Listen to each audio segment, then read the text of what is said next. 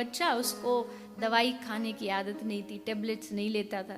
तो पिताजी ने सोचा इसको कैसे दवाई दूँ, इसको बड़ा तेज बुखार है, तो ऐसे तो लेगा नहीं। तो पिताजी ने क्या किया, एक दिमाग लगा के उसको रसगुल्ला बहुत अच्छा लगता था, तो पिताजी ने रसगुल्ला के अंदर वो जो दवाई थी, मेडिसिन टेबलेट, उसको घुसा दिया। बोला बेटा ये रसगुल्ला खा लेना, मैं ऑफिस जा रहा हूँ। बोला ठीक है पिताजी।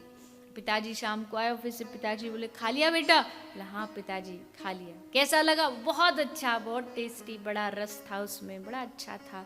पर पता नहीं पहली बार ऐसा रसगुल्ला खाया। रसगुल्ला तो अच्छा था पर उस रसगुल्ले में गुठली आ गई थी, सो मैंने फेंक दी। रसगुल्ला खा लिया। अब यही हम करते हैं, जो असल में खाने की वस्तु उसे तो फेंक देते हैं, जो वस्तु इतनी आवश्यक नहीं है उनको पकड़ के बैठे रहते। मूल चीज है कृष्ण नाम पकड़ो, उसको नहीं पकड़ते, तब भटकते रहते हैं। इसलिए भागवत कहती है आप श्रीमद् भागवत को श्रवण करो, उससे होगा क्या? बोले अवरुद्धते, श्री कृष्ण आपके हृदय में आकर के अवरुद्ध हो जाएंगे। अवरुद्ध किसे कहते हैं? अवरुद्ध का अब ऐसे तो क्या मतलब समझाऊं, पर ये हॉल है, ठीक है, इसमें 2 दरवाजे हैं, दोनों खुले हुए हैं। आपका जब मन करे आप अंदर आ सकते, जब मन करे आप बाहर जा सकते। इसका मतलब आप हॉल में बैठे हो, आप मंदिर में बैठे हो। लेकिन अगर ये दोनों दरवाजे बंद कर दिए जाएं कि 6:30 से पहले ये दरवाजा नहीं खुलेगा, तब फिर आप इस हॉल में बैठे नहीं रहेंगे, फिर आप अवरुद्ध हो गए, चाह के भी आप बाहर नहीं जा सकते। तो यहां व्यास जी ने जो शब्द लिखा वो ये नहीं कहा कि आप भागवत सुनोगे तो कृष्ण आपके हृदय में आके बैठ जाएगा, कहा कृष्ण आपके हृदय में अवरुद्ध हो जाएगा। मतलब वो चाहे भी बाहर जाना आपके हृदय से तो बाहर नहीं जा सकता, आपके हृदय में वो अवरुद्ध हो गया, बंध गया। अब आप लाख प्रयास कृष्ण भी करे कि मैं जाऊं तो जा नहीं सकता है। और भगवान हृदय में आते तो उससे क्या होता है, हमारा हृदय जो है, हमारा मन जो है, जिसमें न जाने कितने दिनों से काम क्रोध लोभ मोह बैठे हैं, वो सब भाग करके वहां श्री कृष्ण का निवास हो जाता है। हमारा हृदय किसका घर है? हमारा मन जो है उसमें कौन रहना चाहिए? कौन रहना चाहिए? राम। राम माने भगवान। पर अभी कौन बैठा है इसमें? कौन बैठा है? हृदय के एक छोटे से कोने में पाउंड्स बैठे हैं, रुपया बैठा है, एक छोटे से कोने में परिवार बैठा है, कहीं एक छोटे से कोने में कहीं संसार के छोटे मोटे जो क्या बोलूं गैजेट्स हैं वो बैठे हैं, कहीं एक कोने में स्वर्ण सोना चांदी बैठा है, एक कोने में व्हाट्सएप बैठा है। दुनिया की सबसे बड़ी यूनिवर्सिटी, बिना ज्ञान का ज्ञान वहां पेला जाता है, जिसका न हाथ न पांव। ये 10 लोगों को फॉरवर्ड करें, आज इनकी कृपा हो जाएगी। और बावरे लोग लग भी जाते हैं, इससे कहाँ कृपा होने वाली, आप सोचो। व्हाट्सएप, कलयुग का प्रभाव देखो, व्हाट्सएप फॉरवर्ड करने से कृपा हो जाएगी? वो भी बेकार की बात है, बेकार की चीज है। नहीं करोगे तो नष्ट हो जाओगे, और लोग डर के मारे मानने लगते हैं।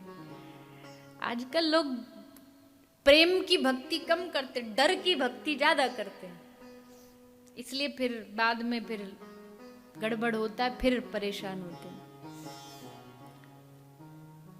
एक कोई भी आज का जमाना है, कहीं भी हम जाते तो सबसे पहले पूछता अब आप व्हाट्सएप पर हो?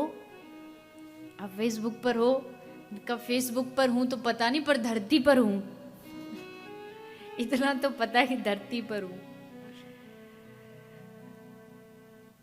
ऐसी दुनिया बन गई, क्या कहें। ये तो हम जैसे जिनकी आयु बहुत बूढ़ी नहीं है, हम जैसे लोगों के सामने ये जमाना बदला है।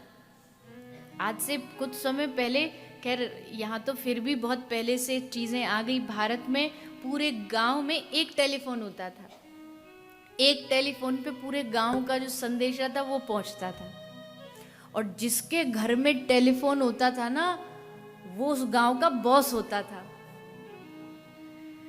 यानी पूरे गांव को समय समय पर उसकी सेवा करते रहनी पड़ती थी, क्योंकि यही संदेशा देने वाला, इससे बिगड़ नहीं जानी चाहिए। तो उसको समय समय पर कचौड़ी पूड़ी सब पहुंचाते रहो, मिठाई पहुंचाते रहो, जो टाइम पे हमारा संदेशा दे। ये तो हमारे सामने ये चीजें देखी, और अब देखो आज धीरे धीरे एडवांस होना, इट्स अ गुड थिंग हमारी लाइफ के लिए, हमारे फ्यूचर के लिए। टेक्नोलॉजी बहुत अच्छी चीज़ है। आज ये टेक्नोलॉजी ही है जिसके कारण मैं इस मंदिर में बैठ के, सिद्धाश्रम में बैठ के कथा श्रवण करा रही हूँ, और इसको बैठे घर हजारों लोग, लाखों लोग श्रवण कर रहे हैं। तो मैं कोई विज्ञान को दोष दूं या टेक्नोलॉजी को दोष दूं, वो गलत है, लेकिन उसको सही उपयोग करना आना ये बहुत ज़रूरी है। गाड़ी सबके पास होती है, लेकिन उसके लिए ड्राइविंग सीखनी पड़ती है, तब आपको पता है लेफ्ट यहाँ से जाएगी, राइट वहाँ से जाएगी, और ऐसे ही घुमाओगे तो जाके कहीं टकरा जाओगे। वही हो रहा है आज के बच्चों के साथ, वही हो रहा है। कुछ नहीं पता, मुझसे अच्छा आप जानते हैं। आज का जो बच्चे हैं, जो भविष्य, कुछ नहीं जानते, इस छोटी सी एक दुनिया में ही लिप्त है पूरी तरीके से। उनको नहीं पता इससे बाहर भी एक दुनिया है, जहाँ खुशी है, जहाँ आनंद है, जहाँ मिलना है, जहाँ जुन, और उसमें कहीं ना कहीं कमी हमारी भी रहती है। हमें भी उन चीज़ों को जो जिस प्रकार से हमें सिखाना बताना चाहिए, मैं हमेशा कहती हूँ पेरेंटिंग इज़ एन आर्ट जो हर जगह सिखाई नहीं जाती है। आप बताइए, डॉक्टर बनने की कोर्स है, इंजीनियर बनने की कोर्स है, माता पिता बनने का कोई कोर्स है? कोई ये ना समझे कि मैं किसी के ऊपर कोई ऐसी प्रश्न उठा रही हूँ, ऐसा नहीं, लेकिन सीखना जरूरी है। उसके लिए यूनिवर्सिटी भले मत जाइए, लेकिन उसके लिए हमारे शास्त्र हैं। पेरेंट्स बनने से पहले, माता पिता की रिस्पॉन्सिबिलिटी उठाने से पहले, आपको अपने घर के जितने भी धर्म के शास्त्र हैं उनको पढ़ना चाहिए। पहले आपको तैयारी करनी चाहिए कि मुझे ये शास्त्र, इसके बारे में ज्ञान, नॉलेज होनी चाहिए। तब आप सोचिए कि हाँ, आप एक माता पिता की जिम्मेदारी निभा पाएंगे।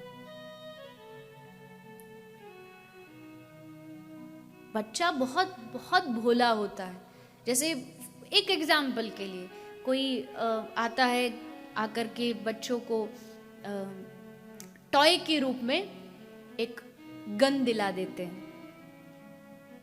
फिर वो छोटा सा बच्चा वो गन को लेके भागता रहता है। उसको लगता है कि ये खिलौना है, पर खिलौना नहीं है, वो सारा उसके दिमाग पर असर करता है।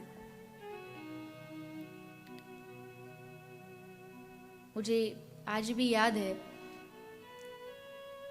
मेरे लाइफ का, मेरे जीवन का सबसे पहला खिलौना जो सिर्फ 100 रुपया में आया था,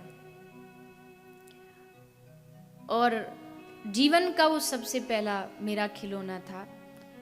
और वो खिलौना था एक छोटा सा, इतना सा होगा, कीबोर्ड, छोटा सा कीबोर्ड। और उसी छोटे से 100 रुपये के कीबोर्ड पर मैंने धीरे धीरे अपने आप थोड़ा थोड़ा बजाना सीखा। अगर मुझे भी वहीं से वो पकड़ा दी जाती तो शायद मेरा जो रुचि है वो भी उसी ओर धीरे धीरे चलने लगती।